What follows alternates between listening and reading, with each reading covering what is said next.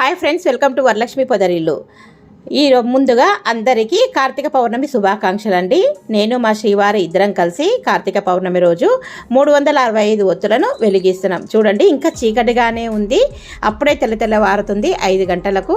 మేమైతే ఈ విధంగా దీపాలు అయితే వెలిగించామండి 365 ఒత్తులతోని.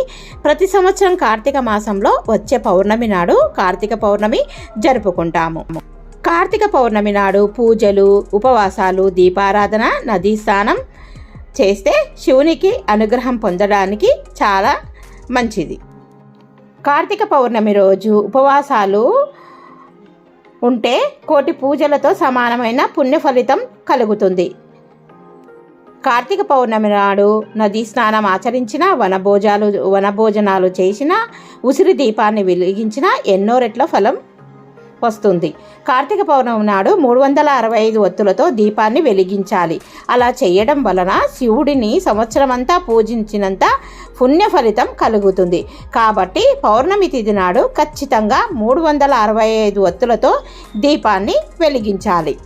అందుకోసానికే ఈరోజు కార్తీక పౌర్ణమి రోజు తప్పకుండా 365 ఒత్తులతోనే దీపాన్ని మేము కూడా వెలిగించాము.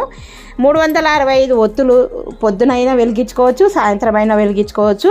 కానీ భార్యాభర్తలు ఉంటే ఇద్దరు కలిసి తప్పకుండా వెలిగించాలండి, విడివిడిగా మాత్రం వెలిగించకూడదు. అందుకోసానికే నేను మా శ్రీవారు కలిసి ఇద్దరం కలిసి వెలిగించాము. మీరందరూ కార్తీక పౌర్ణాన్ని ఏ విధంగా జరుపుకున్నారో నాకు కామెంట్ బాక్స్లో తప్పకుండా తెలియజేయండి. వీడియో నచ్చితే ఒక లైక్ చేయండి. ఆరనీకు మా ఈ దీపం కార్తీక దీపం, చేరని నీ పాదపీఠం కర్పూర దీపం.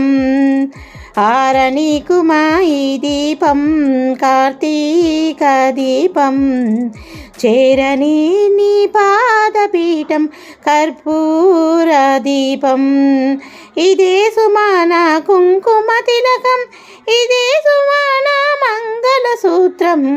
ఆరనీకు మా ఈ దీపం కార్తీక దీపం, చేరని నీ పాదపీఠం నా ప్రాణ దీపం.